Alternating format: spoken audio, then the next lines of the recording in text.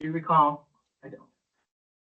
That would, your discussion would be now. Okay, so take it away, Okay, Kevin. I just noticed, looking at the numbers, one that jumped out at me was on page 4. The 2,382.14 is a T-Mobile for animal control that seemed, I'm just wondering what it is. Which one? I'm sorry, repeat On that again. page 4, there's a $2,382.15 for T-Mobile under animal control. That is a good question. I know, so we had to purchase out Joe Guyot's phone. Mhm. It was under US Cellular, and so in order for us to, he kept his number, and we had to buy the phone out because it wasn't yet paid for. Okay, But I will actually question that, because why isn't they might have accidentally received something also in that same line item, okay. but I'll make sure that's. And then What is the big one, the Jordan contracting, is that for the upcoming work or is that for work that's been done? That's the autumn revenue. That's automatic. That's the correct, Perfect. yep, the Thank work you. that was completed, yep. Thank you very much. So Cena, you'll follow up with a T-Mobile. Yep. Okay. Great. Item number 3, approval of the minutes. Your packet has the September 22nd, 05 minutes. Any correction? It's been moved to approve. Is there a second? Any discussion? All in favor? So moved.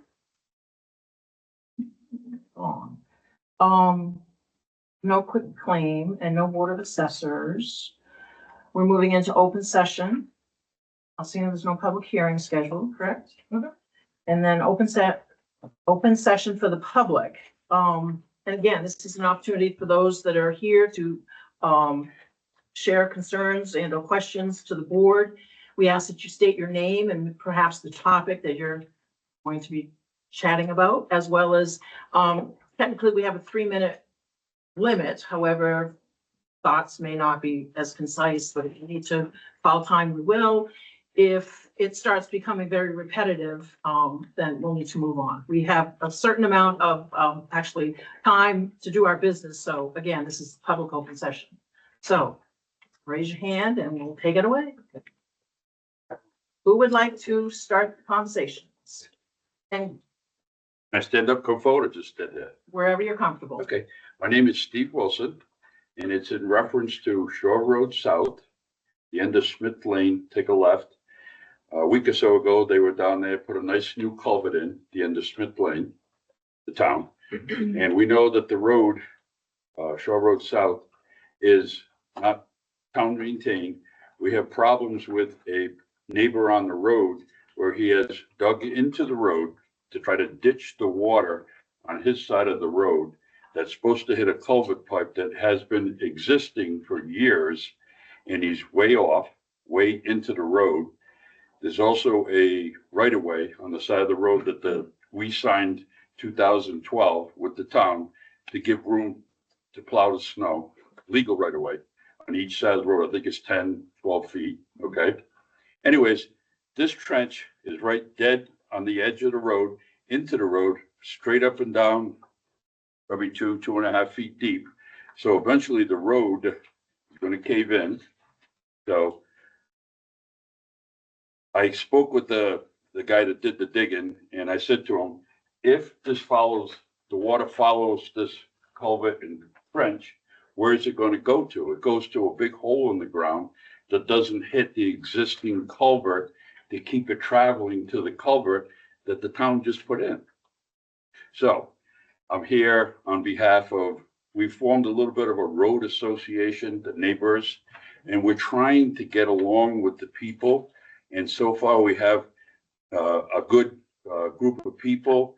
A couple of people don't like to sign paperwork, no problem, but we gave them the paperwork to read.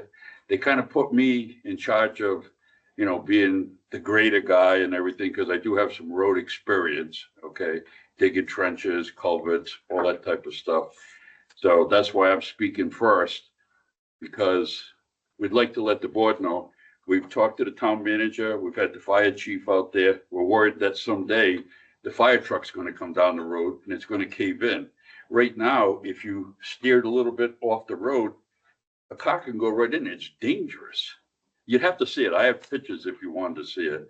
And we don't know what to do with the neighbors because what's the direction?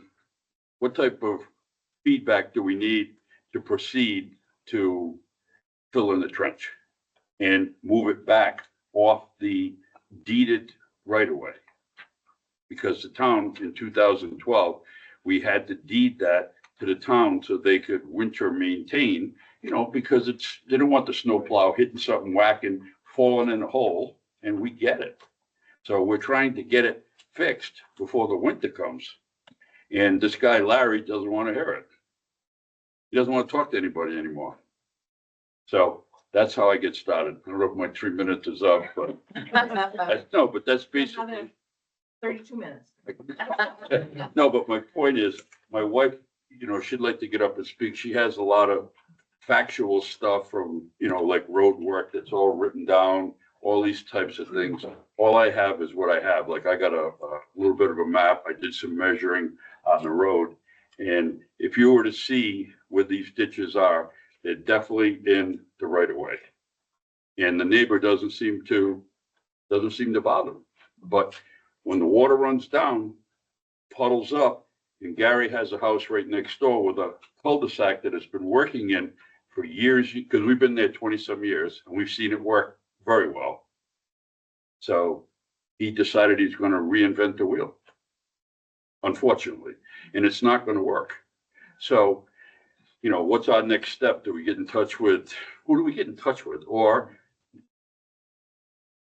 we need to fix it. It needs to be backfilled and moved up onto his property. Rather get it off the right of way, off the edge of the road that could cave in, and get it onto his property where he knows it needs to be. So anyways, you want to get started next? Well, yeah, we're gonna ask a different question, but anyway. Right. Vicky Wilson, we are down on the road too. I'm down on the road too.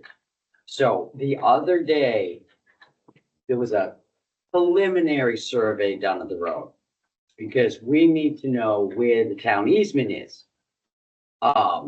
Because I know there's this whole not crossing private property thing, but that town easement is kind of, it's there for a reason for everybody, for everybody's good. In the preliminary survey, they found that the trenches have encroached on the public easement. And they're over the established line of that easement. They violate the 2012 agreement, and they also violate the 1962 prescription of the traveled way.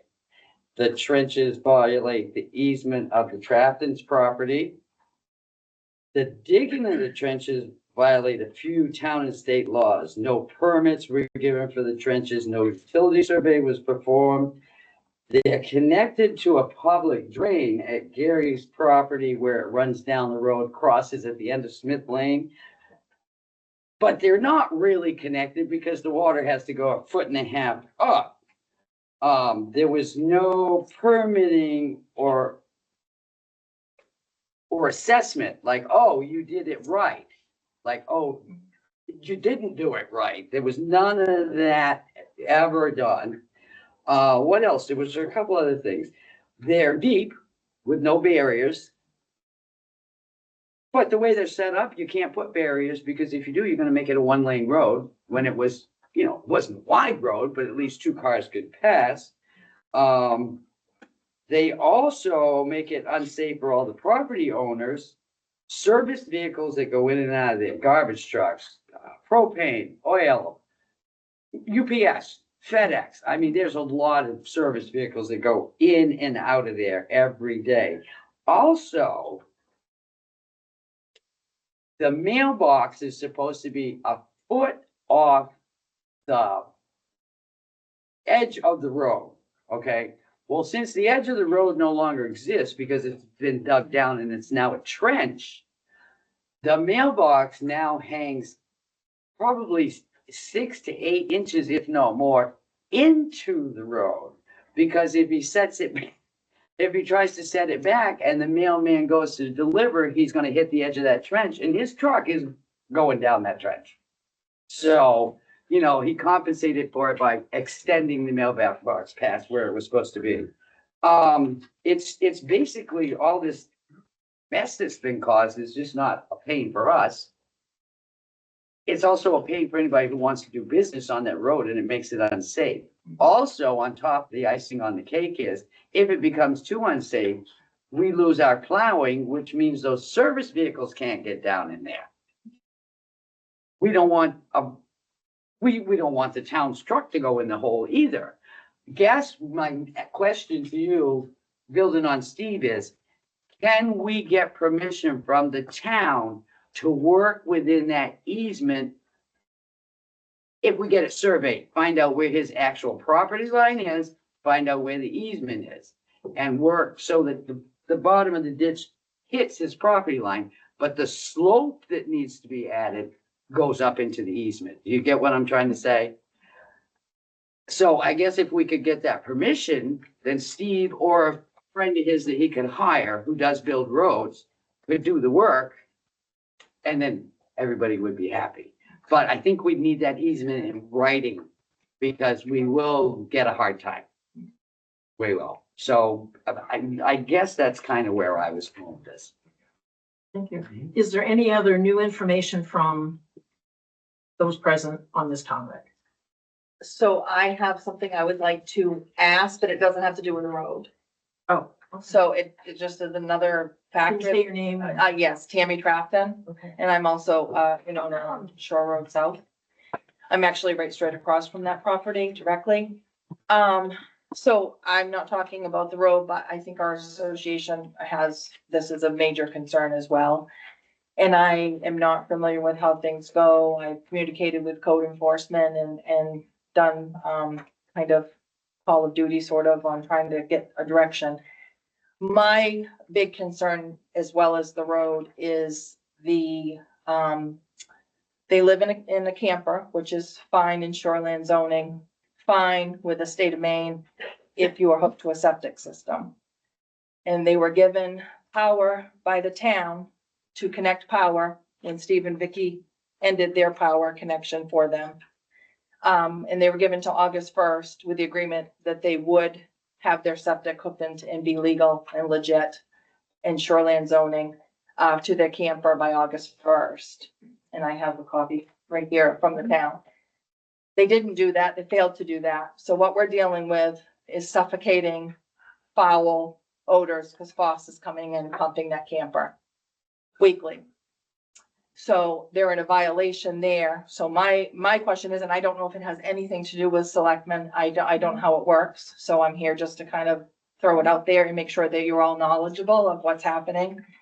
They were given a verbal extension, which doesn't really exist. If something isn't in writing, I would think, because they didn't meet the deadline. So they've been given 2 of those 45-day extensions past the regular written, and they still have nothing done. I know the state inspector, Brent Lawson, is going out tomorrow because I'm kind of the one that contacted him to find out answers, because it ruins your whole 24 hours. It's just suffocating, truly. And it's close on when you're on the lake, and it's really awful. And we all follow guidelines and have site evaluators and so on, and everybody should. So anyway, my point is, I'd like to hear from the direction on where it goes. I know he's going out, meaning Brent Lawson, the state. He says he can't do anything, but he is going to be with, I think, Code and Brett Marshall, his plumbing inspector or whatever his title is. And he's going to guide them as to what happens. I didn't know if selectmen had to be involved as well, because enough is enough.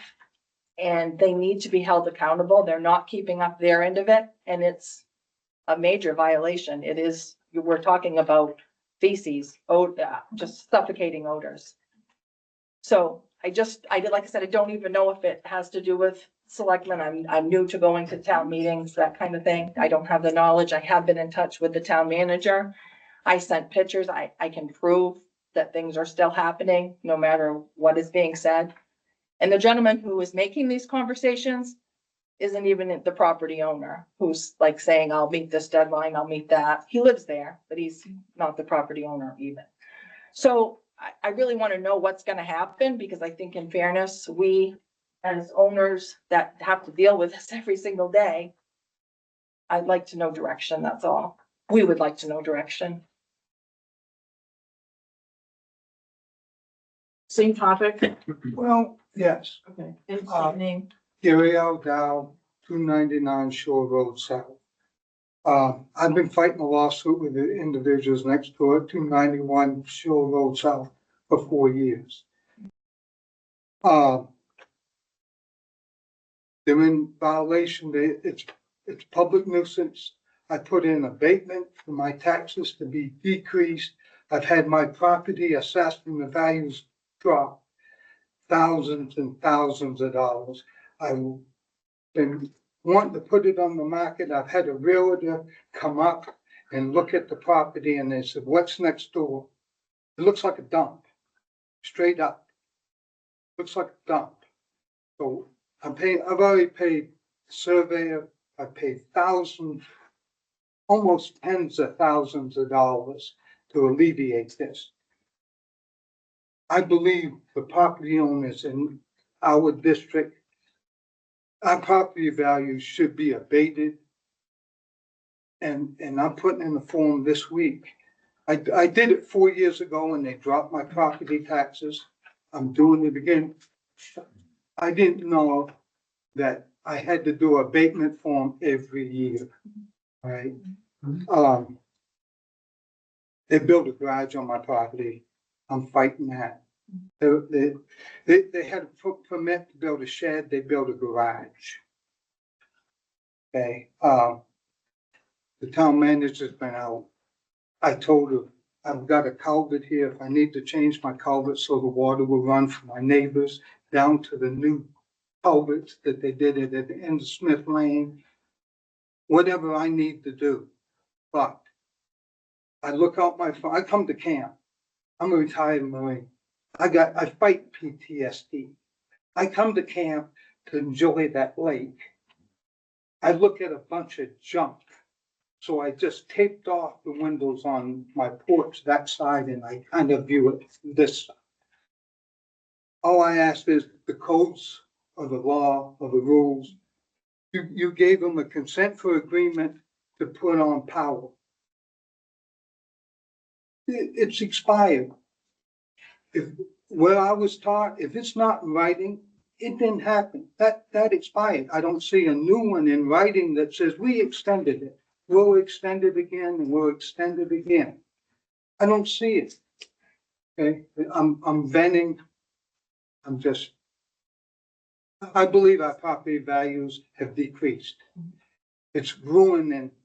No one wants to. I asked the town manager, you want to buy my camp and see that? And it's not, I kind of said it jokingly funny, but who wants to look at a bunch of junk in the Spec Lake? So all I ask is the codes. How long do you have to build? Because they're building, ongoing construction. How long do you have to put up your sewer system? I was brought up, the rule is the rule, the law is the law. But on this, they are already expired. So what's going to be done? I would take down the power. But I'm not the powers to be. So, So you've certainly made us aware. yeah, and And that's what it sounds like you've been in communication with both code enforcement yeah, and our town manager. yeah, and Brent Lawson is, they're going tomorrow, they're going out to view the property to prove or to confirm that it's not hooked up. They haven't even made, not even a spoonful of dirt move to even think about hooking it up. There's no intentions there, is what I'm saying. They got those ditches in front of the houses. I found them in the ditch last night. Understand? And I mentioned that to you. It's a safety hazard.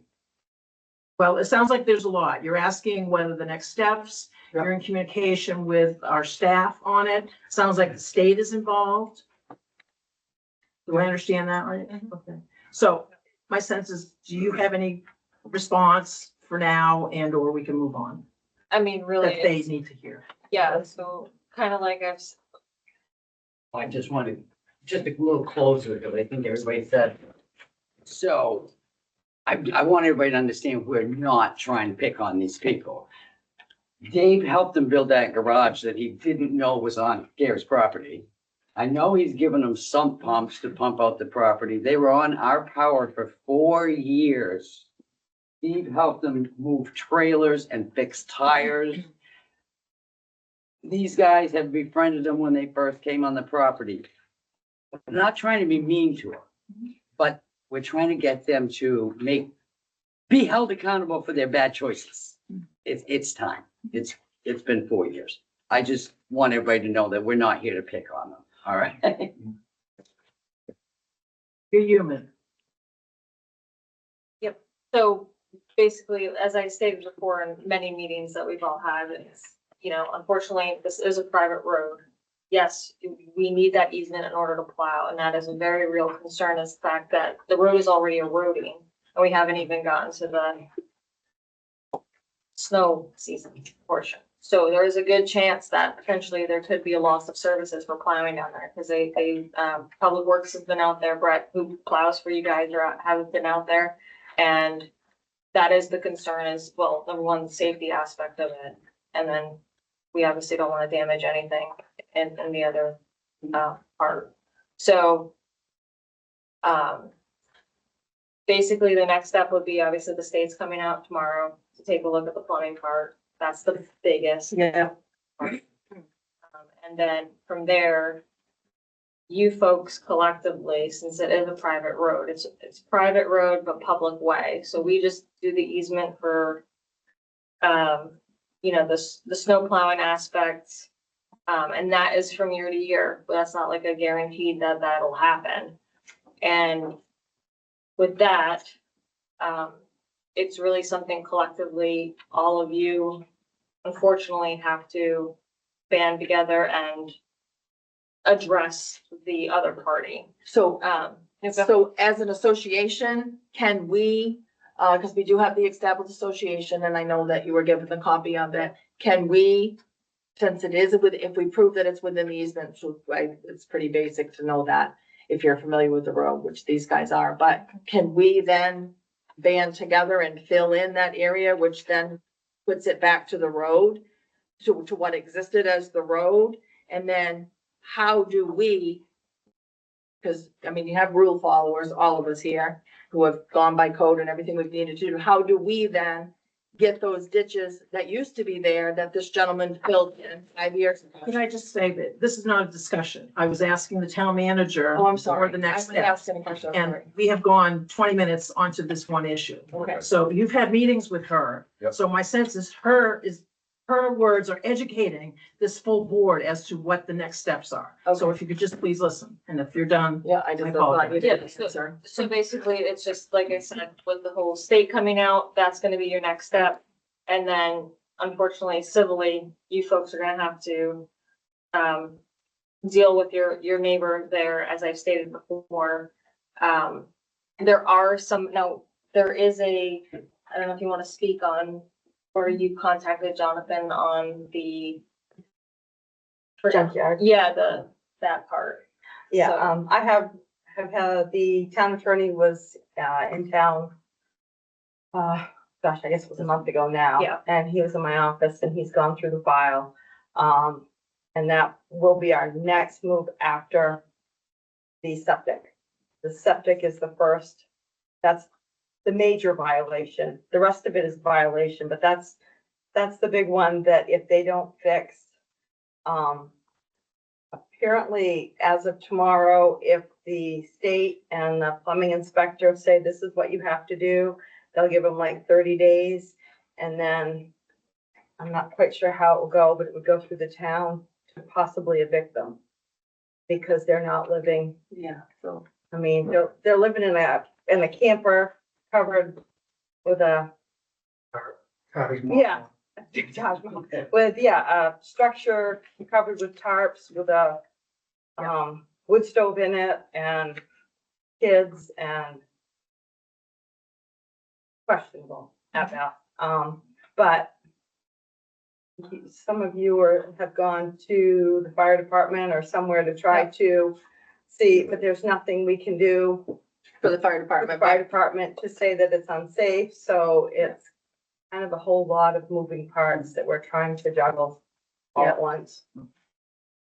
So yeah, tomorrow, I'm going with Brett Marshall, who's our plumbing inspector, to meet Brett Lawson from the state of Maine.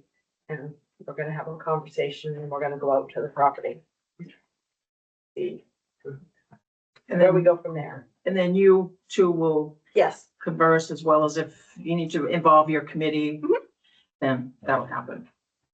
Yep, that's fair enough. Yep. No, that's good. I guess the road is our big question. We still don't know what to do. Well, What, Basically, we were informed because of the legal right of way, the road association has to notify these people, we are going to repair the road, put it back the way it was. okay. They're gonna, if we have to legally, I don't know how you legally notify them, I guess send some, Certified mail. what's that? Certified mail is. Certified mail, okay. And that way there, once they get it signed for it, they own it, and then the rest of it, gotta put it back the way it was. As long as the town's on board with, we just want you to understand, we're trying to protect what we have. That's all. Great. Yeah, thank I you. have somebody online that has a hand raised for open session as well. Okay. You know who it is? Hi, thank you for unmuting me. So I'm Cheryl Rickert. I live at 278 Shore Road South, and I think I'm not going to reiterate anything this group said. My only question, which was partially answered there, is if they have not been following the permitting process, are there actions that the town can take? And it sounds like the first action is around septic, and if they don't follow that, there could be eviction. And then I'm wondering if there's other actions if they have done things that weren't permitted that then cause the domino effect into the road, if there's something that can be done from a township perspective, whether that is fines or other implications that will hopefully stop this behavior moving forward. So that's more my question, just as someone concerned living right up the road from them. The question. no, I was just gonna say, they do have the proper building permits. But there is the whole junkyard aspect to the property, which would be the next step to try to handle, to try to force them to clean it up. That doesn't force them to leave the area or to do what they need to do, but it would try to force them to clean up all the stuff they have all around the lot, front and back. It's a lot. Okay, so that would be the next step then after the septic component. Yes. Thank you. You're welcome. Any other public comment on anything? Hi. I don't live on Third. Amanda Stewart, glad you do. Yeah, I'm glad I know right now. Amanda Stewart with the Piscataqua Area Community Center. Just wanted to give you guys an update. Everybody's been kind of asking aggressively for updates right now. We've been putting a lot of social media. We had to turn the heat on. I'm not happy about that, but it's on and it's working better than it has been. So all the work that we did this spring, when we got in there, we weren't really sure how that was gonna go, but we have heat blowing in places that have never worked since I've been there. The things are going well. Mechanical Services is coming on Thursday to kind of do another walkthrough with us for anything that isn't working.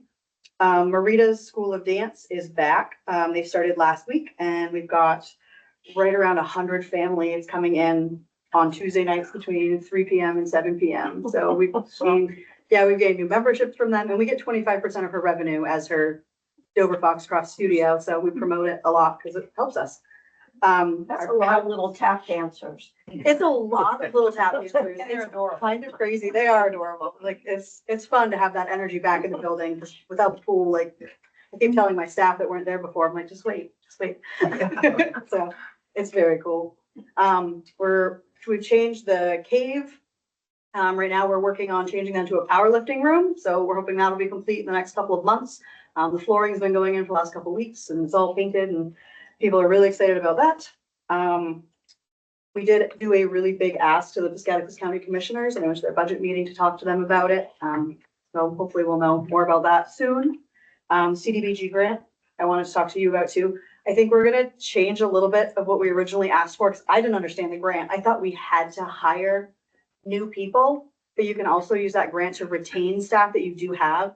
And so I'm hoping to be able to use that to actually like pay a competitive wage, like to especially our facilities person. We don't want benefits for anyone, so being able to maybe do some of those things and retain some staff locally and help people in that way, because that's why we go through so much help. Just you can't pay people minimum wage and expect them to work like I do, because I'm not normal. That's fine. It's crazy. Right now, we have 3 board vacancies. So if anyone knows anyone that's interested in joining the board, really could use some help with like marketing or accounting skills. Like those are some things that would be really helpful, but really anybody that is willing to come in and help. We don't have a strong working board right now. Most of our board is people who were very interested in staying updated when this all fell apart. So our board, we have a couple people that are very involved, but the majority are just kind of bystanders. So we do have 3 vacancies and we'd like to get some really involved people there.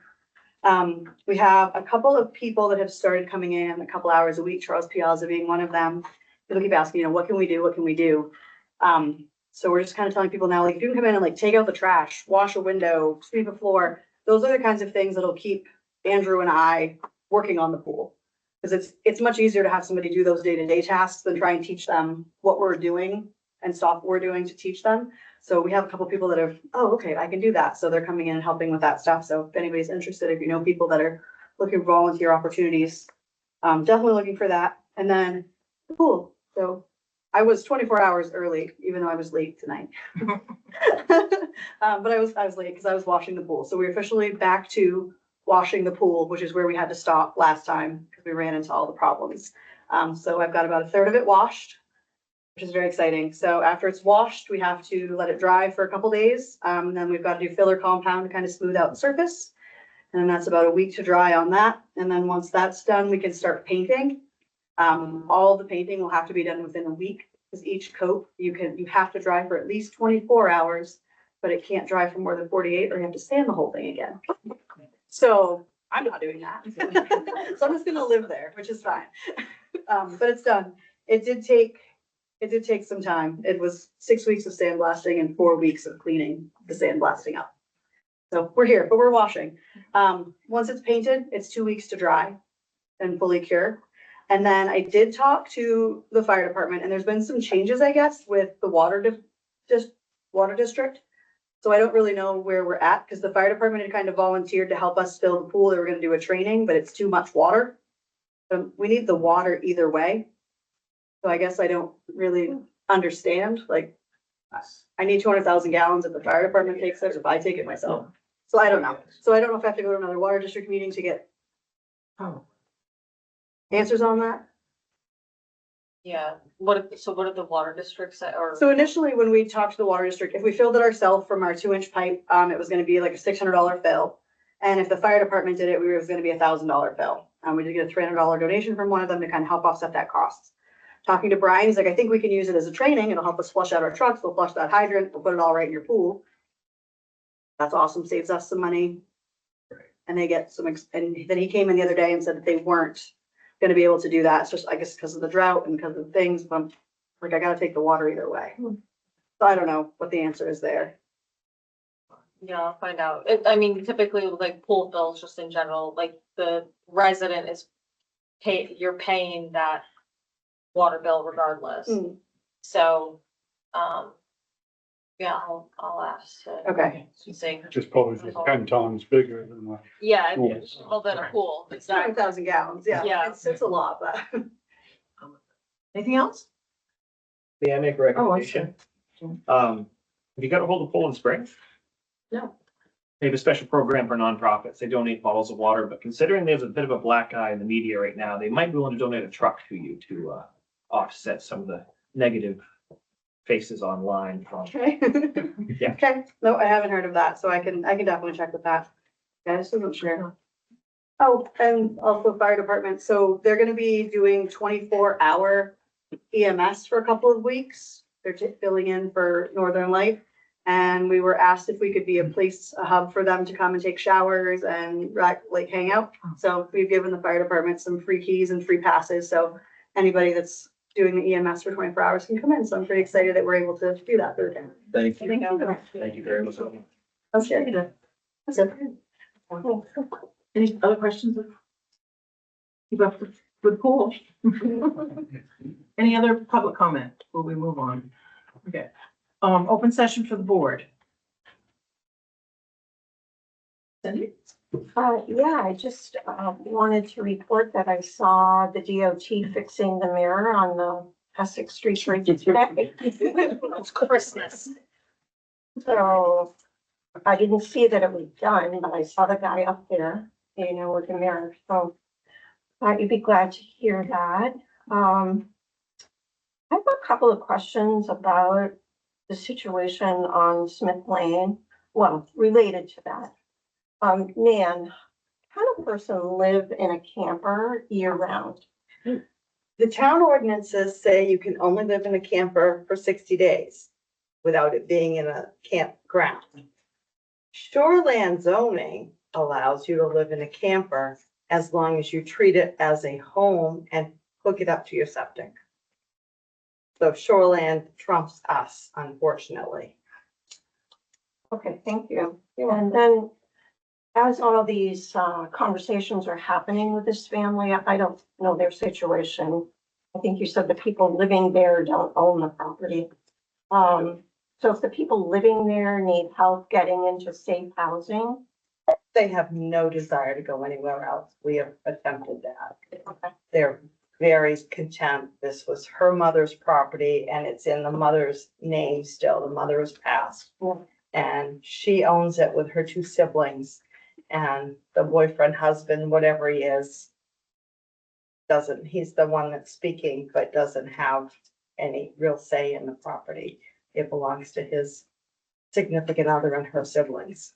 okay, thank you. But, yeah. Kevin? I do just want to point out, I've been up there, I've seen it.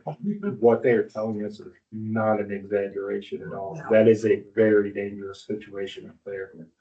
That ditch is literally cut right to the side of the road. And it's basically a vertical 3.5 foot drop straight off the edge of the road into that ditch. So I don't know, it sounds like we're kind of working towards getting that taken care of, but it's a really bad situation there right Anyone else? Jason? On a positive note, Amanda, I can't believe the energy you brought into that building. Very good job, by the way. Very good job. I just wanted to say, Elsie, thank you for all your hard work, because I know that you have been very busy, both when we see you and don't see you, and all of the learning curve and everything, and I appreciate all the work you're putting in to keep our town running, so. Appreciate it. Thank you. Oh, Emery. So we're nearly halfway through October and I haven't been out to the landfill for 7 days, but I presume we're not going ahead this fall with the new road. We've passed the time that's workable. Yep, so I reached out to, our, engineering firm. I would like them to at least, Roundy's to at least get the excavation aspects of it done. Paving, we're beyond that point at this point. So, but if we can at least get the excavation done, putting the new gravel in, having the compaction for over this over winter and all that, and then be ready for paving, past June. But yeah, they did not meet the mobilization deadline. So that then, per our contract, they have to hold pricing to the following year, which is it's a benefit for us, but yeah. We're still waiting to hear back on Roundy's, thoughts on trying to get that portion at least excavated and the gravel replaced in that area before it freezes. The same regarding Shore Road or Smith Road. I'm sorry for not remembering the name, but the water situation that Kevin just said, movement of water. I mean, I read something, we've been there, we're onto it, but we should be moving quickly, or my precedent must be set that that needs to be fixed, or. Well, I or mean, shouldn't have been done and it gets corrected, or is that's their job? Or- yeah, Okay, that's kind of where we fall, because it is a private road. right. We have a public easement to plow. And that's kind of where we're at. There was no, trying to think of the right words, cause I had gone out there with Jeff back in, spring, well, just after spring, I think it was, right, guys? Yeah, you were out there. And kind of basically gave a preliminary as to how to get the drainage better. The folks at, forgive me for the number. 291. Yeah, 291. You should know this by now. They went with culverts that were way deeper than necessary, and the slope is just very exaggerated. So I did explain to the homeowner, they need to meet our culvert. Like, I mean, that's just whatever it has to be for drainage. And they assured me that it would. I said, okay, well, if it's not going to get there, or if the road continues to erode, we are not going to be putting our vehicles down that road. That's just something that unfortunately is something we have to look out for as a town.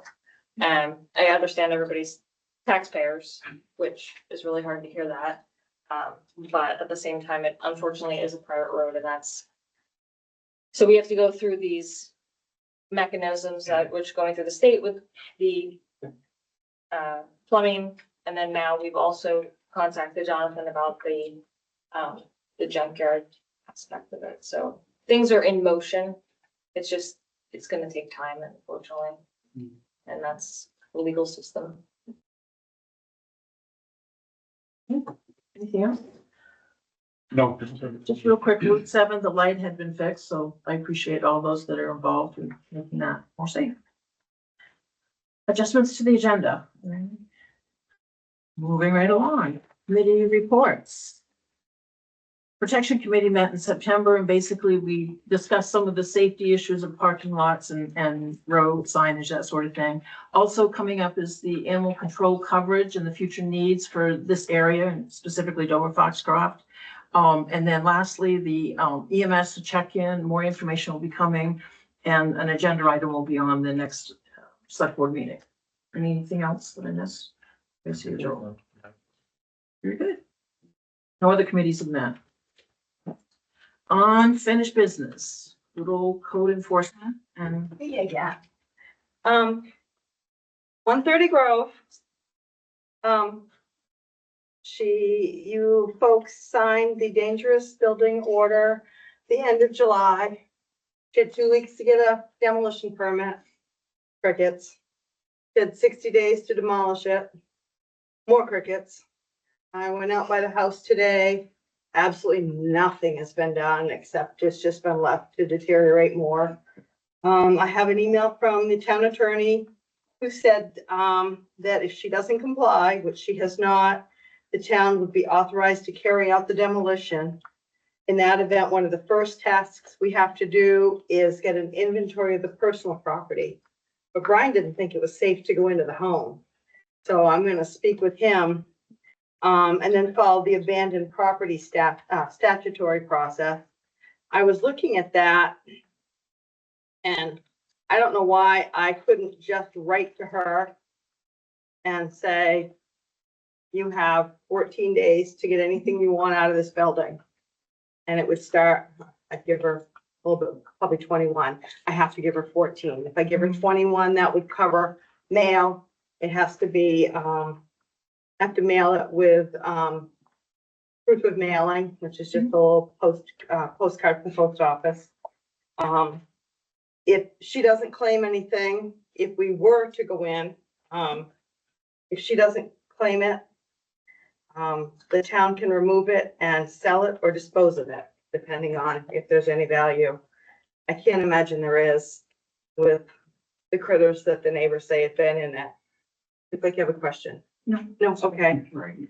So that's where we are on that one. And with regard to 56 Dwelly, you signed that, dangerous building, in September. The 60 days has not expired.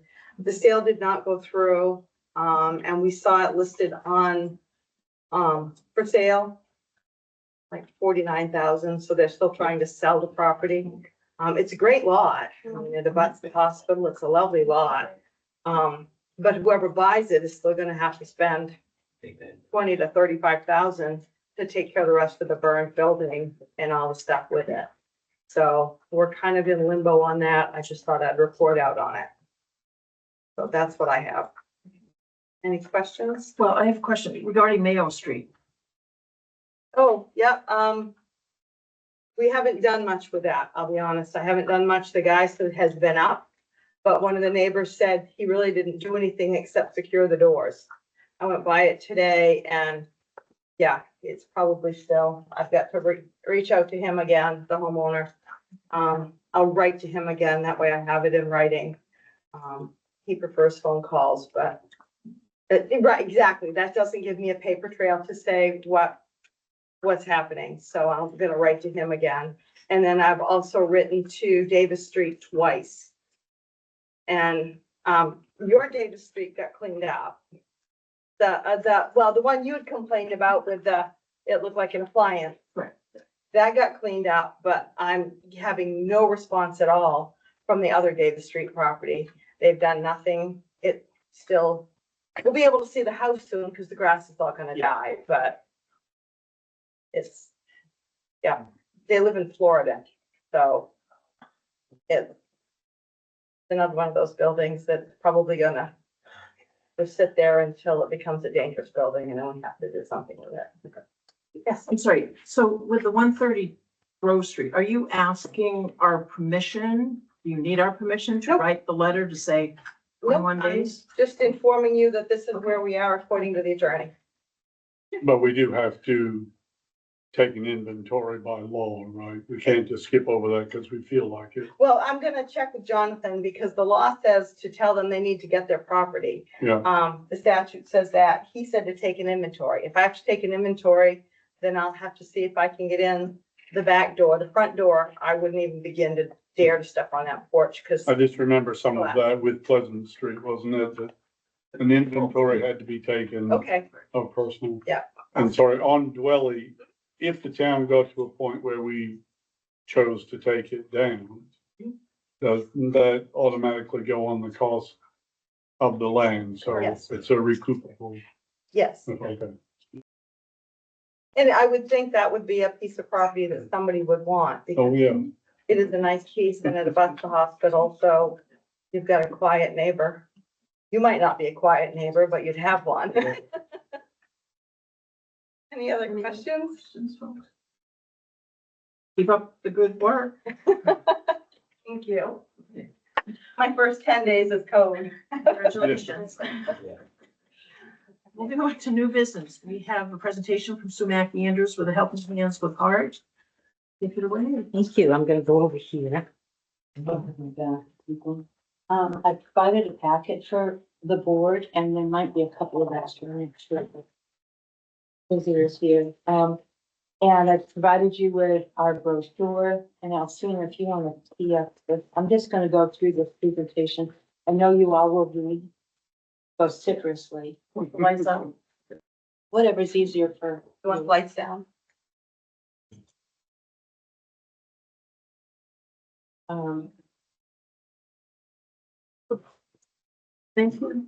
I have provided you with, a couple of informational pieces. And I would tell you that if you want more information on any one particular topic or all of them, please reach out to me because I can give it to you. I have volumes of data that, I try to only pick the important stuff for people like yourselves, to relay what I'm trying to communicate with you. But let me tell you a little bit about Helping Hands with Heart. We've been around since 1998, serving this whole region here that we call the Main Highlands, which includes all of Piscataquis County, a couple of towns in Somerset County, and the Dexter, Exeter, Ripley, Garland area of Penobscot County. And that's an original organization, town organization formed by our 5 school districts. So that's how that all came to be. And we have always had, since our inception, we are the oldest collaborative in the state of Maine. And get a lot of attention for that, for the work that we've been doing, in our local area. We've always had an unmet needs fund, which has changed over the years. In the late nineties, we helped kids with disabilities fund, things that no one else would pay for. And then that changed, and probably around 2008, we had some conversations that we were looking at transportation and other barriers for our general population. And we just made a decision after a long strategic planning process to expand our population to include all of the people in the region, all ages, because everybody needs transportation, everybody needs food, everybody needs housing, those kinds of things. So our unmet needs fund has gone from $50,000 a year to about now $70,000 or $80,000 a year, all raised local donations and grants that we get from people. Do you want to take me forward? A little delayed. Yeah, it is. So that's our mission. We just want to be sure that people have what they need to be safe. We are a public health organization, so we work on looking at the barriers for people to be healthy, happy, and surviving well. Go ahead, Elsina. Thank you. She's my Vanna tonight. We have 5 initiatives. We're proud of each one of them, and if you want any more information on any of them, please let me know. But tonight I'm talking with you about the Maine Highlands Integrated Response Network, which was organized after COVID, and the work that we've been doing both during COVID and after COVID. Okay. So we are described in this region as the oldest, sickest, and poorest region in Maine. And there's a lot of data that I'm going to just skim over and provide for you that affirms that. We also have a disproportionate number of our residents who are in the upper 40s, 50s, and increasingly in the 60s, 70s, and 80s, with a very small population of the group, you know, our kids and teens and young adults that you would call the replacement factor. The replacement factor is not sufficient to replace the people who are on the other end of the spectrum, who are now retiring, et cetera. We all know how we got here. Probably from 2001 to 2014, we saw the demise of our mills and a lot of our industry, which didn't only affect one person in a family, it affected many people in a family and generations in a family. So when Dexter Shoe closed, for example, everybody got laid off in a household. And it was a time that we frankly have never recovered from as a region. And then in 2020, COVID hit. And what we see, we also have a youth initiative looking at our kids, working a lot with Penquist and other organizations who do youth services because of the significant mental health and social emotional health status of our youth, which is really precarious. So these are summaries. Second largest county in the state. We are a frontier county, which is defined by the federal government, 6.5 persons per square mile. We have 4.2 persons per square mile, which kind of tells you how important transportation could be. And about 2,325 kids in public education. We do believe that our greatest asset is our people. They're wonderful, they're hardworking. Even the people that we may not think are hardworking are hardworking. And many families have had the trauma of losing their jobs and never being able to recover from that. That persists today. Often when I do a visit to talk with a family who's been referred for assistance, they'll tell me how they got there. That's part of the interview process and the assessment that I do. So in addition to poverty, we also now are dealing with ALICE. ALICE families are the asset limited, income constrained, but employed, so the working poor. Okay. And then when we look at combining those data, which are the first chart in your packet, you'll see it looks like this. What I did for you, and I've used this for other groups, I took the poverty percentage of poverty by town, and I added the Alice percentage by town. And you can see in that far right column, the total of persons in our communities who are living at or slightly, well, who are living below or maybe slightly above the poverty level, but they're not making it. Alice families constitute about 48% of our referrals now, which has never happened before. And you can see on here, Dover-Foxcroft, when you add up those two numbers, 68.5% are Alice and poor people, which starts to tell a story of why we're seeing some of what we're seeing, especially in the house disrepair situations and other things. So I'm going to keep buzzing through this, and if you have any questions, please ask me. I've also given you a sheet about food insecurity because you want to do that. Yeah, thank you, Alcina. We're looking right now at some pretty massive programmatic cuts. We don't know about all of them and how they will affect our region, how they will affect individual households, but what we do know is that many of our households, well more than 50%, will be hit more than once by the budget cuts. So they'll lose food, they'll lose fuel support, and they may lose housing support, not to mention other things that may happen. So I've given you a sheet, and I don't know if Kelly has been here. I'm assuming she has, from PRSC, the Piscataquis Regional Food Center. But Kelly and I work very closely together to make sure that people are getting food in the region. Referrals are coming in every day over at PRFC, and we're seeing increased numbers of people who just can't eat. Plus, the food centers have a 50% reduction in their federal money at this point. So more people and half the money. The local budget cuts, the impact that we've been able to ferret out to this point. In terms of main care, we have about 1,300 families, adults, who will lose their main care at the end of this year. These are folks who were put on main care when we did the Medicaid expansion. That's how they got on. So that's 1,328 adults and 233 kids will lose all of their health insurance. About 2,500 people will lose their SNAP benefits.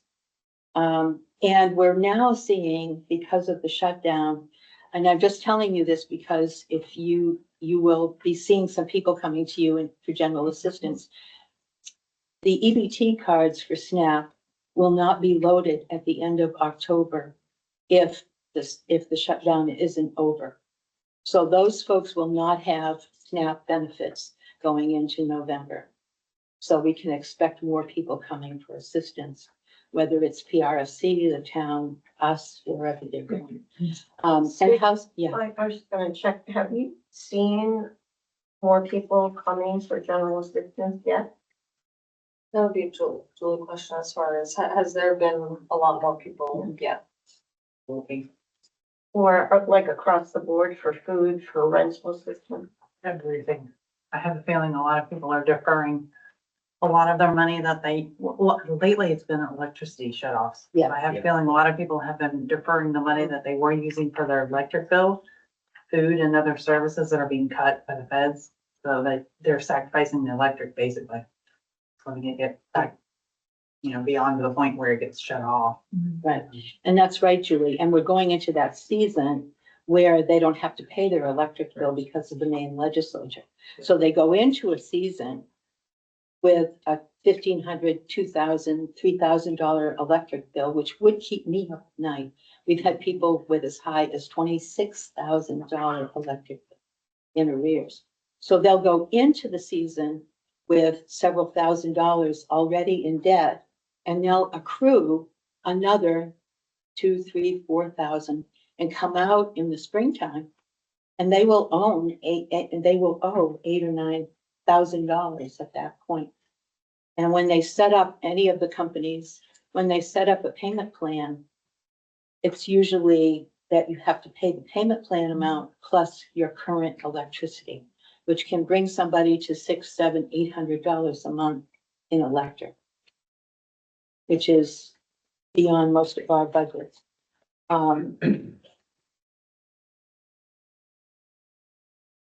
We also are seeing fewer vouchers, housing vouchers.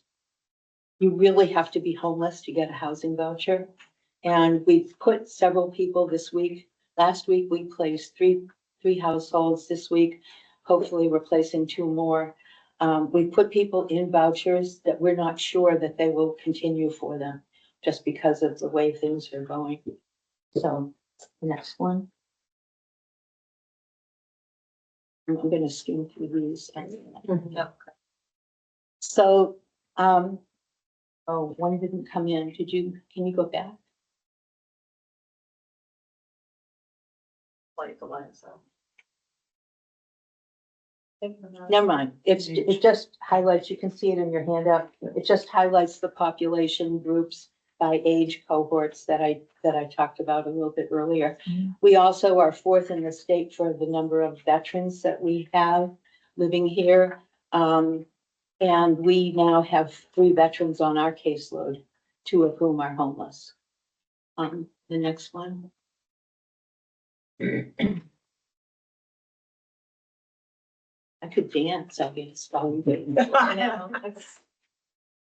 I'm not sure. There we go. And transportation used to be our biggest problem. It's Penquist, we have worked with Penquist for the last 12 or 13 years. And I'm happy with the progress that we've made. We never have enough transportation, but they have really responded. We have Penquist taking some of our residents to church on Sunday.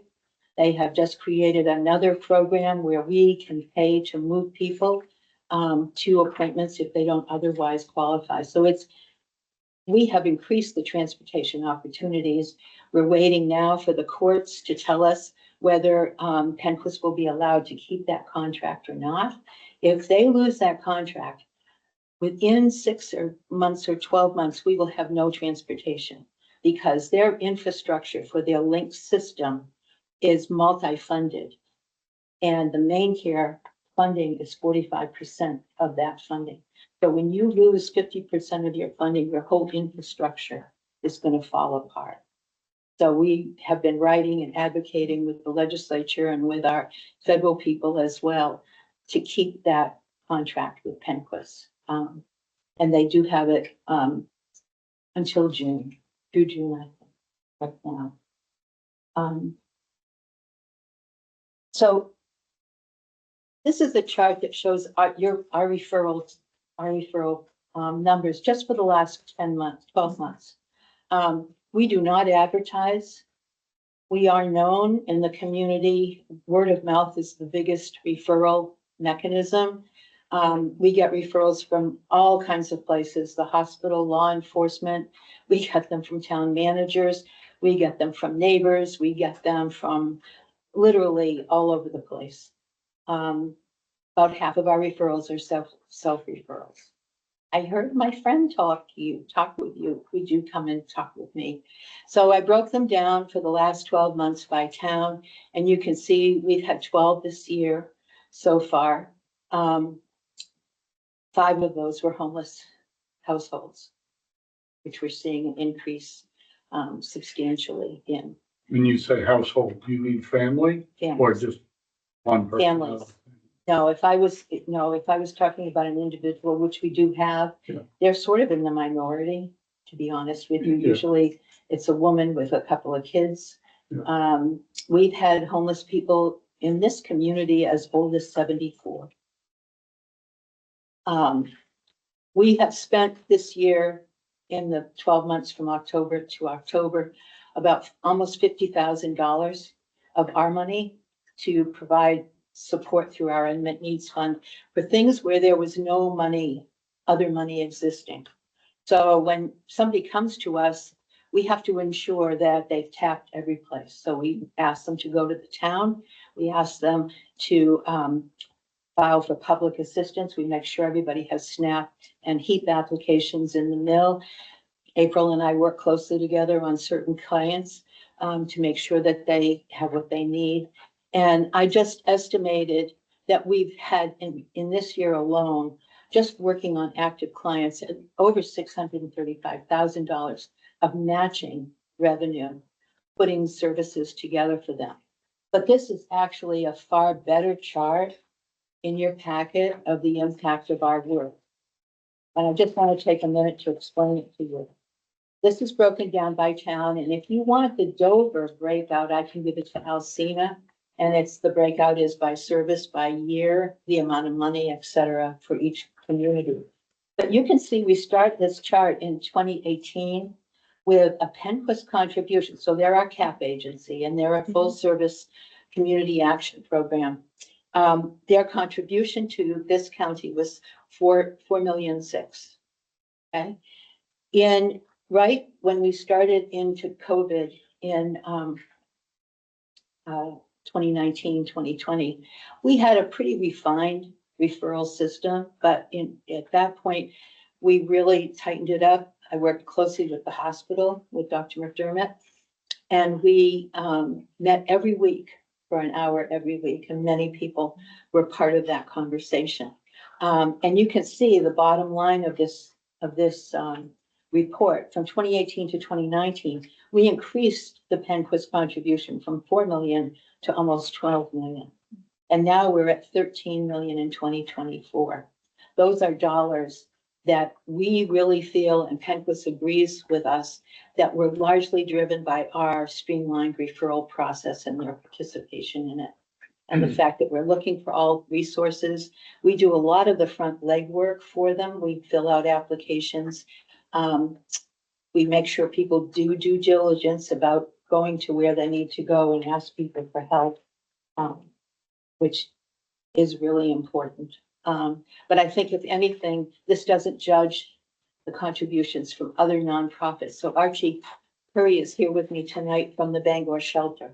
And Archie's been working closely with me, probably longer than he wants to, on our homeless population.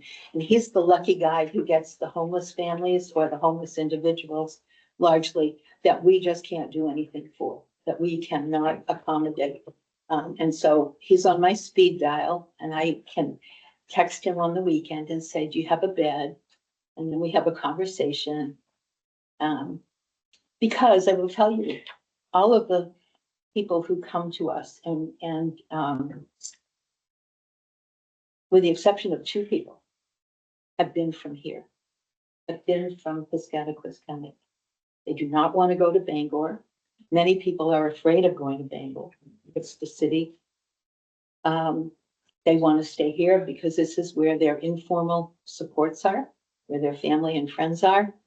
And I was listening with interest. I live on Shore Road North, so I'm very familiar with water runoff issues. And because of my volunteer work with Helping Hands, I'm very familiar of the camping trailers that people are living in, to the point where they often don't even see themselves as homeless. I talked with a woman today who called and asked for fuel oil. And I was talking with her and, you know, who's your carrier and all of those questions that come in. She doesn't get heat. And I said, well, why have you applied? And she said, oh yeah, but because I don't have electricity, running water, or septic, I don't qualify for heat. So then I asked a little more about the dwelling, and she's living in basically a box with a couple of windows in it. She's technically homeless according to the HUD definition. So I asked her, I said, do you realize that you're homeless? And she said, no, you're kidding me. I don't feel homeless. I don't like being here. But she is. And so now our whole activity with her will take a different direction. And it won't be giving her fuel, getting her someplace safe. Go ahead, Alcina. So to talk about the housing challenges, and I had asked or suggested to Archie that he'd be here tonight in case you had any questions. But I have watched for years the change I've been here since the late 70s, and the change in housing and housing patterns, and you know, the building of the lack of building of new housing developments and all of that kind of stuff. And what you can see on this chart that talks about homeowners in Piscataquis County is in 2020. I could do this last thing. Can't even read the numbers. It was almost 80% of the houses were owner occupied in this county. Now it's down to, what is it, 42%? So I was right. On Shore Road North, during the pandemic, I kept seeing out-of-state cars in and out, Wyoming, Arizona, all kinds of places. They bought up the land, they bought up the dwellings that had been empty for years, many of them. They didn't do their homework. One day, a lady came down the road at my house and said, "Could you give me your list of plumbers and electricians?" I said, "Well, I don't have a list like that, but when you get your list together, would you give it to me? Because I really need that kind of a list." They did nothing. She said, how do you live without broadband? And I just looked at her. I said, "You didn't do your homework, did you?" So this is part of the change and challenge. The rents are outrageous, absolutely outrageous. And now they're starting to charge for septic and water on top of an elevated rent. One of our trailer parks locally, to live in that trailer park is $1,150 a month, plus water and sewerage, which is about $1,500, and they're paying their own utilities. And these units are, one of them that I'm familiar with was put there was built in 1980. They're like little sieves. In the wintertime, you can see the heat just going out the walls, the windows, every place. So they're paying $400, $500, $600 a month on top of the rent, the sewer, and the water payment. Go ahead, Elsie.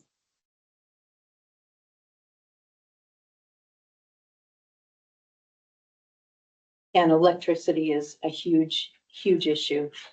We have a number of families living in Dover-Foxcroft without electricity because there's no way to clean up nicely, even with multi-partners, a $3,000 or $4,000 or $5,000 backfill. And CMP and Versant over in the Milo area will not work with us on getting their power restored. So what we're seeing from a total perspective, and every town's a little different. And because we don't advertise, I know that the people that we know of are a slim percentage of the total number of people out there who are experiencing these challenges. I can go to one of our communities that's around here, and I can drive down some of the roads, and because I know the definition of HUD homelessness, I can find 10, 12 people or households that would be technically qualified as homeless. We're not doing any of that prevention work. Why are they there? How can we work to improve their dwelling and keep them there? When it takes us an average of 2.5 years to rehome somebody who's homeless, and that's been our experience. We also partner with the PATH team out of Bangor, which is part of our state's response to homelessness, and it takes them 3.5 years. We know the area. Landlords call us. They often will say, "I've got a rent. Do you have somebody?" And they trust us and help us put them in there. The housing that we're saying, in addition to lack of housing for everybody, the housing that we're seeing is generally in disrepair. We get a lot of referrals for older residents who need their front porch steps fixed so they can get in and out of the house, or who need doors taken care of. Last winter, we had 5 calls on 1 week about frozen pipes with 86-year-old and 88-year-old women living there alone. Couldn't get anybody to go and freeze their pipes. So the rents are continuing to escalate. Transportation really can compromise somebody's ability to get to work. Over 60% of our people who come to us are working. Many 1, 2 jobs, sometimes 3. They're just not making enough money. The other folks usually are receiving disability. or who are dependent on somebody else. So while we see the costs increasing, the benefits are decreasing. And I just want to, we need to get prepared that we're gonna see a lot more unhoused families, a lot more houses that are dark in the wintertime because they couldn't pay their bills. It's just going to be a fact. And I don't know what we're gonna do because we can't raise enough money. There's an inverse relationship here. When 65 or 70% of your people live in poverty and can't afford what they need, they're not gonna be making donations to help their neighbors. I will tell you, though, that the people in poverty that we have worked with over the years, that I've had the privilege of knowing over the years, are some of the most generous people I've ever met. We had a woman before she died, would pay me back $5 every couple of weeks. She'd send me a $5 bill in the mail every week to pay us back for the help that we had given her. They'll take people in, and then they get into trouble for, overwhelming their own budgets by helping other people. So we're seeing a lot of new needs requests, so rent, car repairs, medication co-payments. Electricity is huge, probably get one a day of those. And again, for the homeless people, we know that we're not serving them all. And we know that we're not preventing homelessness at all either, because we just don't have the capacity right now to do that. So we've had a couple of meetings focusing on homelessness. And we have a plan that talks about the different attacks on improving the housing stock, building new housing stock, fixing what we have, et cetera. And we continue to work away at that. It's a long, slow, deliberative process, but as we're watching, some of the federal money is disappearing that would have been available for home building. And I will tell you also that we have several low-income housing properties in this town. With the exception of one, they all are doing very poorly. I've been in a couple of them over the last couple of weeks. There's mold and mildew. There's black mold in one of them. There's green mold in another, which I haven't been able to research fully, but I don't think any mold is good for human beings to breathe in. They are usually dilapidated. The streets or the roads to get to them are in disrepair. And I believe Nan would know that they're all owned out of state and managed by companies out of England. I was gonna say at least out of town, if not out of state. Yeah. Yes. Yeah. And yes. And they're not doing a good job of keeping them humanly safe. I'm going to do the next one.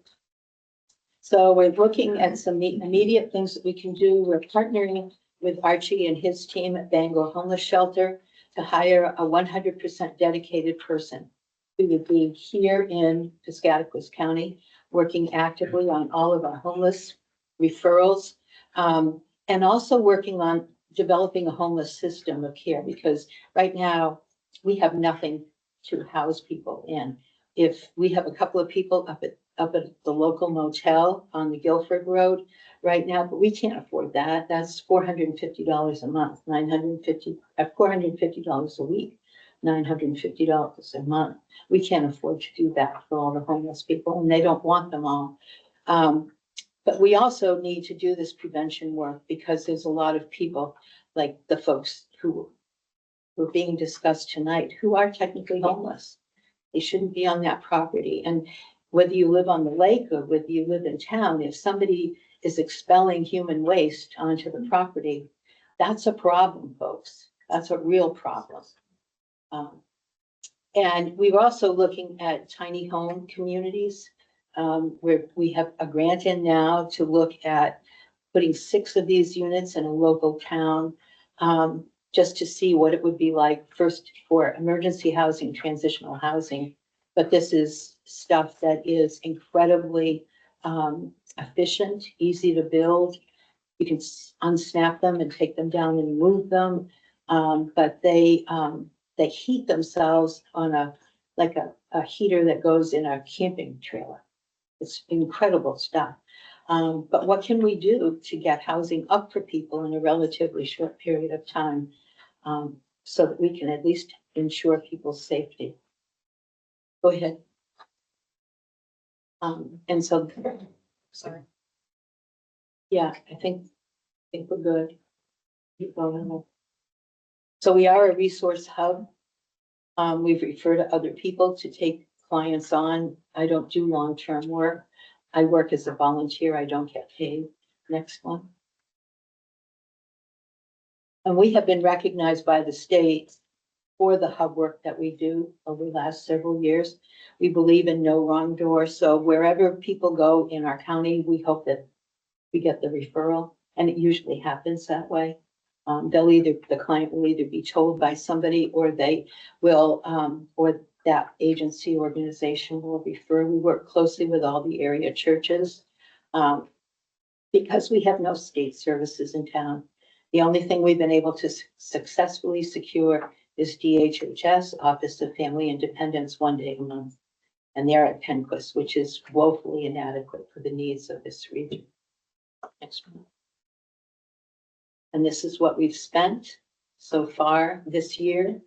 So we're 10 months into the year and we've spent 42,000 already. And over the last several years, you can see the increasing costs of what we've spent. We have now, as of today, serving 844 households directly. That doesn't include the number of people who call and say, how do I get a HEAP application? Or I need a case manager, or I have mental health issues. Okay. Should be at the end, Alcina. Technology really speeds things up. I know. There we go. And I think I've hit on most of these. The increased number of Alice families. This is a terribly, you have to call somebody that you don't even know and ask for help for a very personal need. A lot of people cry when they call. I never saw myself being in this position. I'm really embarrassed by this. I have never asked for help before. And the result of that is they wait too long to ask for help, and now we're in a crisis. My electricity is going to be turned off tonight. Well, I can't work miracles. And I think sometimes people have learned to accept what they have as it. So they have very low expectations, very low demands. They've learned to live with so much less than many of us are fortunate to have. And one of the things that happens, almost 1 out of 3, they'll say, well, I don't want to take too much because I want it to be left for the next person who probably needs it more than I do. And Kelly reports the same thing at the food center. Done. The next slice. I think you're done. If it ever comes. Huh? The next slide says thank you, but I don't know if it's gonna change. It's certainly, I can hear the passion in your voice as well as the education you've given. Thank you. Thank you, Jane. Does anyone have any questions? Sue? I just have one comment. I had the opportunity to go to one of your meetings and a fellow town manager, said that their town has a repair line in their budget. So let's keep that in mind for maybe this year. Yeah. Do you have any questions of Archie about homelessness at all?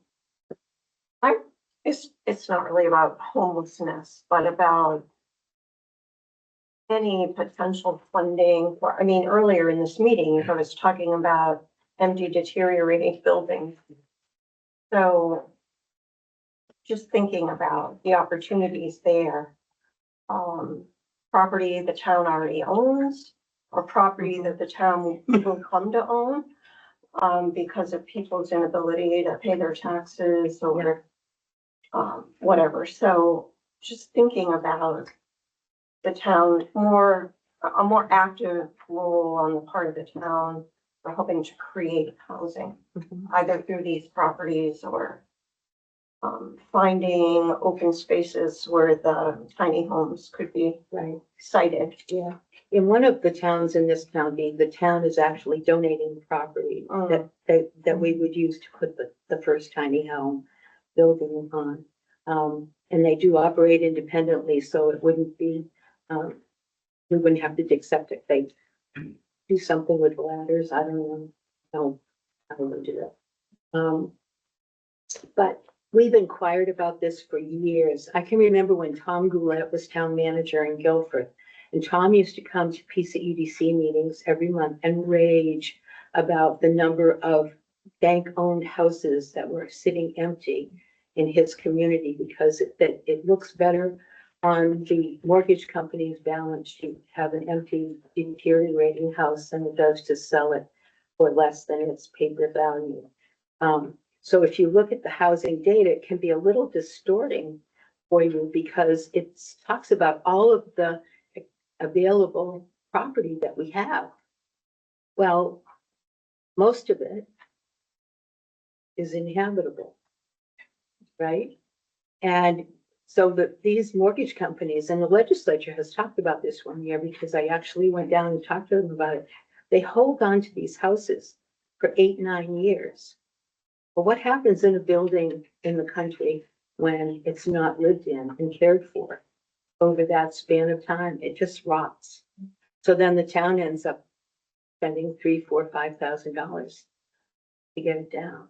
But I agree with you. I mean, anything that you guys would want to work on, I know that our team would be happy to. Yeah, it feels a little overwhelming. It is. Because even the low income housing we have is a mess, as you pointed out. Well, it's hazardous to people's health. So can I, maybe 3 things, well, 4 really, because number one, what you're speaking about is so sad. It's very hard to sit here and take it all in, and it's too much to even ask questions about because you can't pick yourself up off the floor when but a couple of things on some of the low income housing that's around that are not up to standard. Are there no codes, like, not even just town wise, but state or federal? I mean, people are living in black mold houses. There's no code, nothing anybody can do to fix that sort of thing. It's just, I think it would be a health code, health officer to come in or to take it up the food chain to the state. I just often hear in town that there is mold in some of the housing units that are around. But I've never seen much done about it. Not that I know if there's anything done about it, because they just keep living. Nobody updates, cleans, nobody has to do any of that. They just keep renting. That's not something I've dealt with much. I don't know if you. They should. Right. I'll put that. Yeah, You no. know, except the vouchers, there needs to be that minimum met. You would And think. if they Yeah. aren't, obviously, then that's something that they would then basically, not be allowed to accept any subsidized housing, from the state anymore. I know it's probably a lot different since COVID, but I did live in a different country, but in that country, and I was more in suburbia, and there was a couple 100,000 people in the town, but the whole country of Australia, every night on the news, the economic outlook is completely based on, and not completely, probably exaggeration, on house building. Everything in the country is judged by how many houses are being built, and everything everywhere is on how many permits, how much construction is going on, especially in housing, which not only keeps people working, but I've been back in Dover now 8 years, and I'm sure I'm wrong, but I can't think of a house that was built in town. No. And I know there are in the outlying roads, and maybe Joel built a new house out on the, where Dawes Road or wherever you live, but I don't, there are no houses being built. I just wonder why. Well, Well, there's some giant. Yeah. houses being built. yes, no, and I get that. Like, That's not what I'm like- saying, of course. Yeah. But nobody's building houses. It costs a lot to build a house, right? Yes, I understand that in COVID, but it leads me on to if there are 43% of absent homeowners here, aren't they looking to sell? Or they've just left? What? Vacation home. Vacation homes. Yeah, second homes, third homes. Airbnb or Airbnbs. We Yeah. have a lot of homes that have been, Well, at least that's being used, but but they're not used all the time and they're not housing for anybody. Yeah, they've been taken off the market. They've taken off the market and they're in Airbnb so that they've been removed from our housing availability. yeah, I mean, that's, So Emery, it's funny, Yes. it's, I've lived in some interesting places in my time. And I used to wonder the same thing about how people can be put in some of these places that are just obviously not maintained. And you learn there's a lot of things written into contract, especially when they're like for-profit companies. And sometimes they put dollar amounts hidden in there, when they sign these contracts that say, well, if it's assessed to be something over this amount that we have to fix, it goes to a committee. And sometimes committees meet twice a year. So you're put on a waiting list.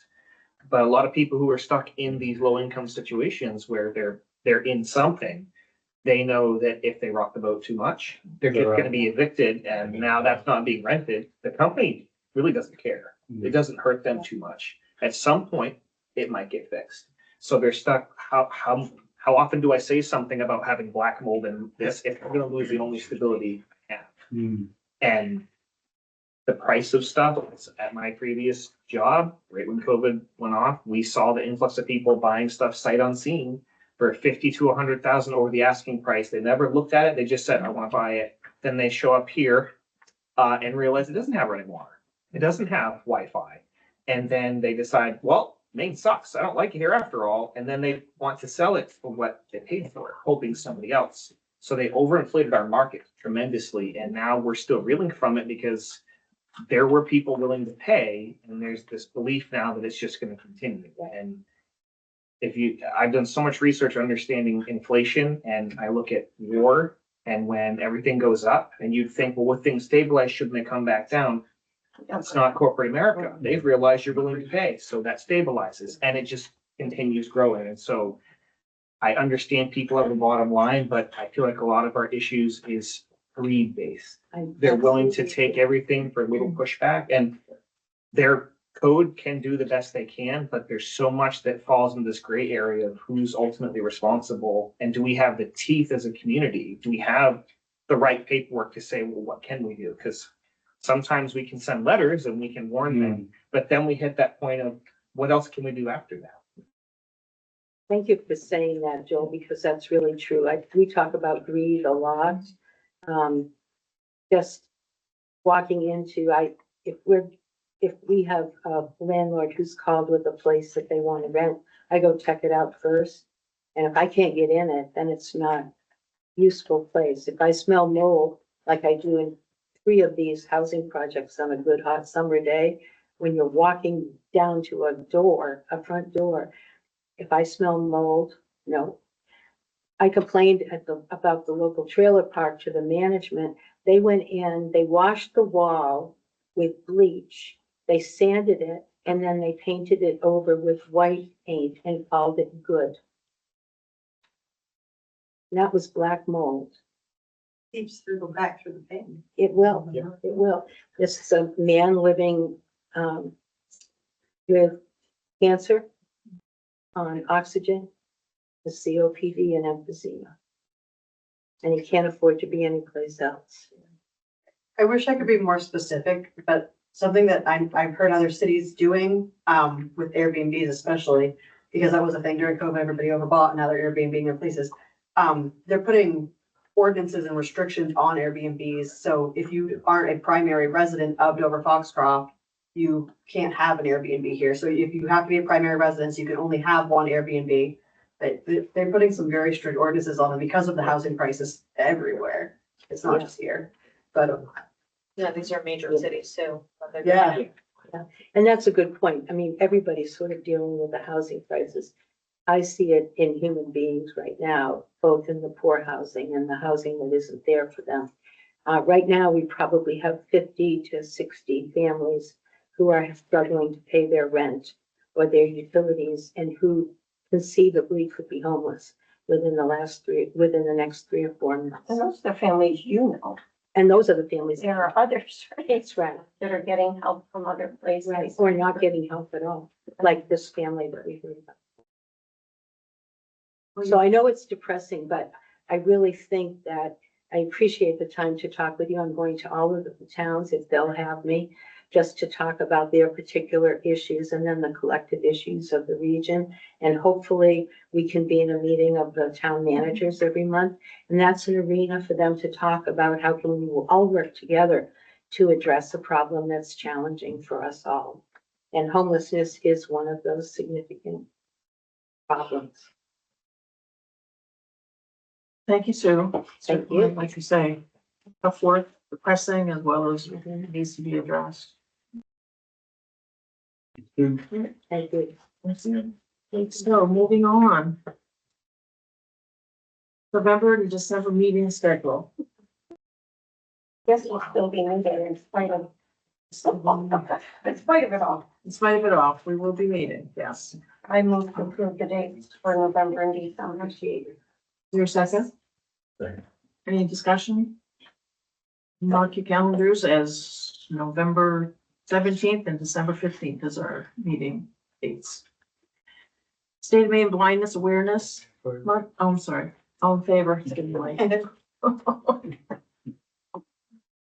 The Maine Blindness Awareness Month, you have a proclamation in your packet and a motion for the town to approve participation in the proclamation that October be observed as Blindness Awareness Month. Move to approve the town's participation in the state of Maine's proclamation that October be observed as Blindness Awareness Month. Second by Joel. Any discussion?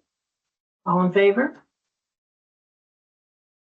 Next is application for a pole location permit by CMP. That too is in your packet.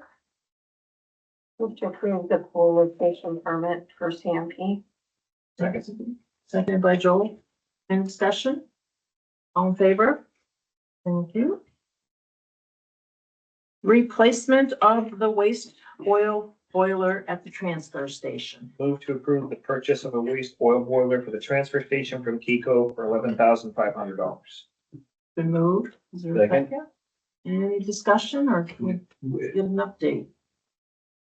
These are comparable units. Yes. So, they are both the same unit. I was hoping Ken was gonna be here because he was actually the individual that met with the contractors, but they are the same unit. The one thing with Kiko, they were allowing us to keep our old unit for parts in the event that we need them eventually. A. Robinson did not give us that option. I don't believe there's a trade-in with them.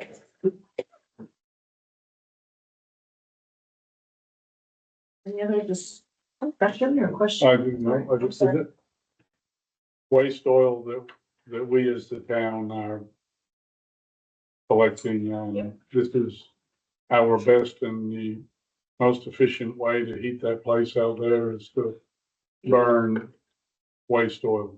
Yes, we get a tremendous amount of waste oil, and that is the most effective way to heat the facility. That's the way we heat the Public Works building as well, isn't it? Yes, Thought there was talk of taking that out, or is it? there was discussion, I know there was money put aside, or at least they were starting to save for another boiler system because it's not as big as they need it for that space. And I believe last I talked with, or spoke with Jeff, We were looking at other options to see if there was a more affordable option than going to waste or continuing with waste oil there. And environmentally, this unit is as environmentally stable as any other form of heating. Yep, so it's the newest technology for a waste or oil burner that they have out on the market. So I mean, I don't remember exactly what the age of the unit that's in the transfer station at the moment, but with this being the newest unit, I hope. So the unit that's there is the waste oil. Correct, burner it's as an well. existing. Yeah.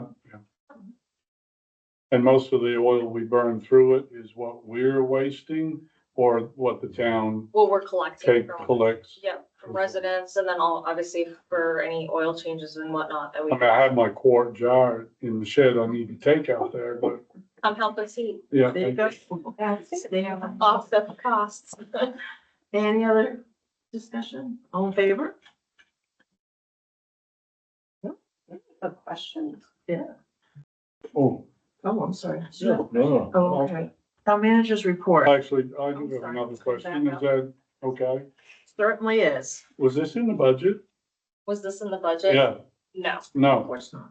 this was not. This was something that came up, during, Zerio's engineering inspection of the boiler. So, surprise. Thank you. King of unmet needs. Yeah. Yes. We can't help you. Yeah. We can't. You got about 8,000 All left. general assistance first. I don't think we qualify. Alrighty. Town managers report, hot off the press. Okay. Yeah, so sorry for the confusion. This was meant to actually go out at midnight, but then I decided not to ring everybody's phone at midnight, so I thought I was sending it out at 7 o'clock, but you all received it at 5:01 PM.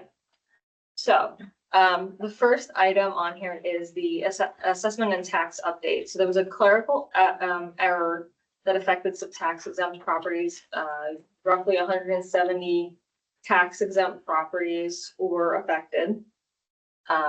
They were billed with a small amount comparatively to what their value is. What had happened was when the assessor was committing the taxes, in essence, it was basically flipping the button switches, basically.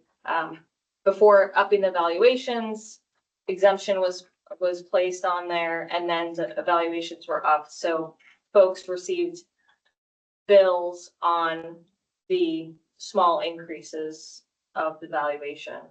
So not a huge item, but unfortunately, it's still a huge clerical thing that unfortunately really is excited about. I shred mine. So, yep, so that's, we fielded a ton of phone calls and I said, just ignore it. That was, yeah. So there's approximately $41,000, that was incorrectly billed to those folks that were affected. And we plan on doing that through a big abatement, so we don't have to do individual items. I think that would be probably a lot easier. And so I'm hoping to come before the admin committee, the next admin meeting with these properties in a list and then basically one abatement form and then bring it forth to the next town or not town meeting, but select board meeting. And this would be covered within our overlay. We have about 266,000 overlay, so at least that gives us a good buffer. Any questions on that? I'm Yeah. just amazed that there are 170. I guess I'll get to see them. You'll see them all, yes. Get to see the list. Our It's list, like a lot. well, the town list, we got billed a lot too. Oh, Town okay. notes, so, yeah, all the, any churches, school properties, yeah. So everybody got hit. Yeah, Great. you'll see the list. From memory, there used to be 16 churches in Dover. I'm sure that's probably doubled over the last 30 years, but it's a lot of churches to get to 170. It's a lot. Yeah. Piece of, yeah. Hallelujah. Yeah. So staff update, congratulations to Nan He's gone. He's gone. Ran away She with our. ran away. She got smart and brought her own Well, van. fine. On Grove. Congratulations, she is pretty. Yeah, she, Grove Street. She is now the primary contact for code enforcement and permitting matters. And so she's our full-time code enforcement officer. Election Hey, notice, so I might, Yep. can I, go for it. because I'm fully aware and helped vote for her and all that. But when she said she was gonna have to duck under the front door to get into the house at Grove Street, I thought, why are you going out there? But I Makes guess sense. that's why. Makes sense now, right? Why she's getting a big, son, right? Yeah. Exactly. I'll probably give her a hazmat suit and some goggles and a hard hat maybe for her job. So early voting is underway, as we all know, and it will continue until October 30th. Is that right, Julie? Got the right date? All right. And And that's going smoothly and no hiccups and all is well. got quite a few absentee. I know you were going through a lot of mail-in absentee. Can I ask you a question? Sure. You don't need to answer. Yeah, just don't even Questions. say, just ask the question. We're past I that. work with a guy from Milo who's going to be away for election day in November. He'll be moose hunting up in T28, 644, wherever. He wanted to stop in, I know this isn't Dover, but stop into Milo and vote right then. Can you do that here? Is that, you can't just, Back here. no, that's all. He wasn't sure either, but, I just did that this morning in I registered my car. right. Yeah, they're doing absentee voting. But did you voted on the day? You voted today? Yeah. Yeah, Just right, this yeah. I thought you just said no. No, he can do that in my, yeah, he can't do that here. No, he was, and I just said, oh, I know you can mail in, you can absentee, but can you go in any day and vote? Okay. Got it right there in there. And we prefer that. Right, Actually, it was a lot easier. It's a lot easier on. So a cemetery cleanup is coming up. So fall cleanup is gonna be beginning next Monday, the 20th, right? If I'm doing my math correct. Please ensure that all personal items are removed from grave sites before the date to prevent accidental removal. That was on Facebook. That was posted, yep. And as we all know, since Cindy announced that the DOT mirror is back. So Merry Christmas, Dover-Foxcroft. And then, so committee participation, we're still accepting applications for the ordinance committee, comprehensive plan review committee, and as well as the recreation economy for rural communities steering committee. I will say a little bit about the shorthand work. That is a mouthful and I can't stand it, or the title. It's just very wordy. That is a planning grant. So we are getting planning assistance. There's no actual funds that are coming to the town, but this is a plan that we can leverage to get other grant funds and pretty much add to our comprehensive plan and whatnot. So that's a federal team that will be coming out to the town and assisting us with that process. well, that's already underway. That's happening. Yes, I'm You're seeking volunteers. correct. I'm Right. seeking folks. I'm still seeking applications and they are currently on pause because of the shutdown. So I don't know how long that'll be. But we are still moving forward. They told me, keep going. Don't worry about it and move along. So Well, they could be fired. I hope not. They were very pleasant to community still. How are we doing with receiving local representatives? I know you said you need more, Yep. but Um, what kind of people do you need? so I would like to, I need business owners. That is our honestly, the biggest part of that is to get the business owners involved in the process. And then I've had a decent outpouring on just everyday residents, folks with, that are involved in recreation and obviously, folks from the select board, but it's really the business owners trying to get them engaged to join. And then as far as the other committees, it's, I mean, if people want to see, and I keep seeing this online, asking for changes and wanting new ideas brought forth and whatnot, people just need to get involved. Like, we can't do this. A committee of one doesn't work. So that is, I'll keep preaching that until I, blue in the face, but we need a more diverse applicant group so that new ideas can come forth and drive this town into the future. I think for people on the fence, they should spend some time online. There's other towns that post lots of what they're doing, and some are very honest about the time commitments and what it goes through, so people understand that you gotta come in with the right attitude and learn as part of the process, because it's easy, I mean, as we know, sitting here, right? Like, people like to say they don't think we're doing the right thing, but in reality, if they were to come in and see what it takes, they would see there's a whole system that has to be followed, and I think a lot of people don't understand. Anything else for Hannah? I was going to ask before we close. Oh, we're not closing. Okay. Yeah. Correspondence is self-explanatory. Closing remarks. I just have a question. So the consent agenda, are we tabling that till the next meeting, or are we approving that as with the questions answered? Did we not vote on the other three parts of the consent agenda? Yeah, vote on the three, we just pulled the one section. Pull the one section. So what are we tabling next? Do you want another vote on it? Oh, I mean, it's fine if are the other three parts? Not sure, we didn't. We Okay. talked about having questions, and then I think, which were great, and then we just kind of moved on. Yeah, no, Sorry. yeah. I don't- All in favor of the consent agenda with the amendment and questions answered? Can we do that? Yeah. Okay. All in favor? Yeah. Okay. Thank you for adding that to my agenda. Do we have discussions on that though?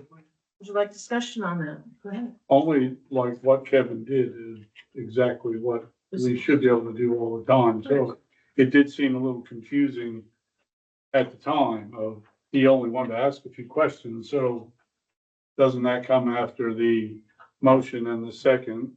We want to have discussion, fine, and then vote? How does it? Well, I think Robert's rules, Yes. anybody who knows more about it than I Yeah. do, but please, with a consent agenda, what you're saying is we don't need to talk about it. Yes, I've heard, yes. So we just consent to all these things.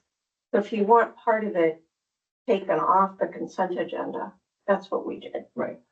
Okay, so how do we appropriately every other week have questions about what's in it? Do we talk to is that another phone call? I don't try to make many to Alcina, but how does Kevin get to ask about the $524,000? He can still ask, he just waits until after the first motion to approve. And then he would speak up and make that statement about, well, I want to pull out Article 1. Pull it out, and you did it right, Right, and then you seconded it, and then you moved on. and then when do we vote? Yeah. At the end of the discussion? When do we, because we just voted now. We missed a step. We didn't. Okay, so you're supposed After to. the discussion, I should have asked for another vote on the consent agenda Yeah. as amended, with his question being. Okay, that's all I wanted to know, because that's Yeah. Robert's rule. Bring the motion, second, any discussion, You and still then have- vote. You still have the part that Kevin pulled out. You pull out and You'll then, see that in 2 weeks. Thank you for that lesson. Yeah, and we hardly ever take anything off.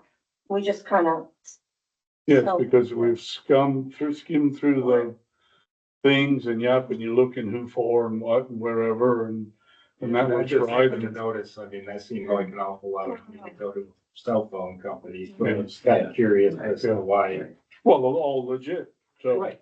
He wants to ask the question, should he have done that with Alcina before the meeting, so that we could just say, yep, Well, my personal practice is if I have a question, yeah, I'll send an email or call whoever that may know about why that Okay. purchase was made or Right. who is this and that sort of thing versus waiting until the meeting. That's just my personal. Yeah. But nothing wrong with saying, hey, No, and actually, I think it was nice for the public to see that. Mhm. Like, oh, they really do look at this stuff. And there was a question and it got answered or will get answered, like, Mhm. yeah, there's nothing wrong with taking something off the consent agenda. oh. Other closing remarks? Or to adjourn? Who wants to stay later? Thank you. Thank you all. So, are we gonna vote on that? Vote. Was there a discussion? You don't have to go home, but you're not staying. Yeah. So they remember it used to be the street lady. That the Blues Brothers, you think? No, go. I'll see you there, Marianne, or Tyler. Yeah, or president. Quite a while.